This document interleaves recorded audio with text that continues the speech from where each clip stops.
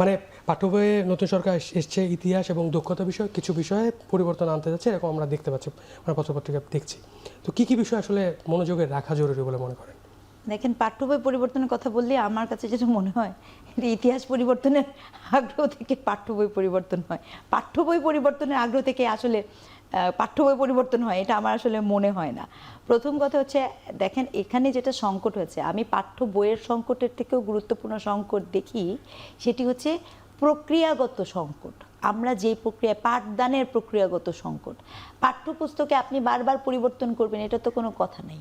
মানে এই যে চর্চাটা, আপনি মাধ্যমিক এবং উচ্চ মাধ্যমিকের পাঠদানের সংকটটা কিন্তু খুবই ভয়ঙ্কর।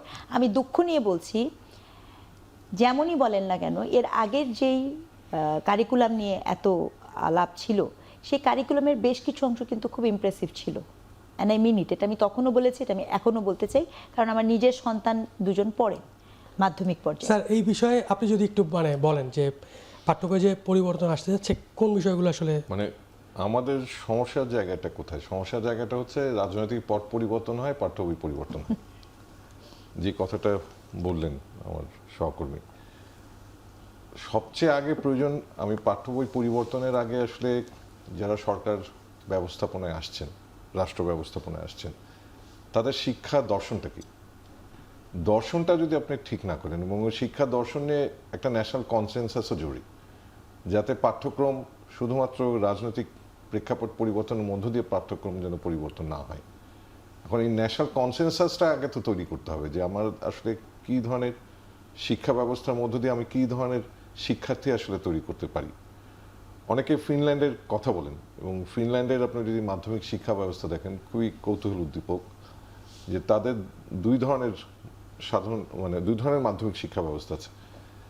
একটা হচ্ছে যে যারা ভোকেশনাল ইনস্টিটিউটে যাবে তাদের জন্য এক ধরনের মাধ্যমিক শিক্ষা, আরেকটা হচ্ছে সাধারণ মাধ্যমিক শিক্ষা, যারা আসলে দিনের শেষে গবেষণাধর্মী বিশ্ববিদ্যালয়ে যাবে, এবং তারা কিন্তু সেভাবেই সিলেবাসটা প্রণয়ন করেন। যারা আপনার এই ইয়েতে যাবে, ভোকেশনাল ইনস্টিটিউটে যাবে, তাদের জন্য একরকম, আর যারা দিনের শেষে ইউনিভার্সিটিতে আসবে, তার মানে তারা হচ্ছে ইউনিভার্সিটির জন্য প্রস্তুত করেন। এখন সবচেয়ে গুরুত্বপূর্ণ প্রশ্ন হচ্ছে, কিংবা গুরুত্বপূর্ণ আলোচনা হচ্ছে, যে আপনি আসলে পাঠ্যপুস্তক যেটাই করেন না কেন, আসলে আপনি কী ধরনের শিক্ষার্থী তৈরি করতে চান। এখন যেটা খুব বড় সংকট, এই যে এমসিকিউ এর প্রচলন ঘটানো হলো, এমসিকিউ এর মধ্য দিয়ে শিক্ষার্থীদের চিন্তা করার ক্ষমতাটাকে লুপ্ত করা হয়েছে, এবং তারা মনে করেছে তথ্য মুখস্থ করলেই বোধহয় জ্ঞানী, কিংবা এটাই জ্ঞান চর্চা। কিন্তু জ্ঞান চর্চার প্রথম বিষয়টা হচ্ছে প্রশ্ন করার সামর্থ্য, কিংবা প্রশ্ন করার দক্ষতা তৈরি করা।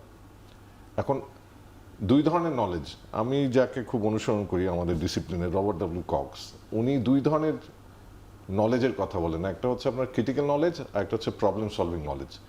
এখন আপনি আসলে আপনার শিক্ষার্থীদেরকে কি ক্রিটিক্যাল থিঙ্কিং এর জন্য তৈরি করবেন, নাকি আসলে প্রবলেম সলভিং এর জন্য তৈরি করবেন, সেই দর্শনটা তো আসলে নির্ধারণ করতে হবে। তারপর পাঠ্যক্রম আপনার সেভাবেই সাজাতে হবে।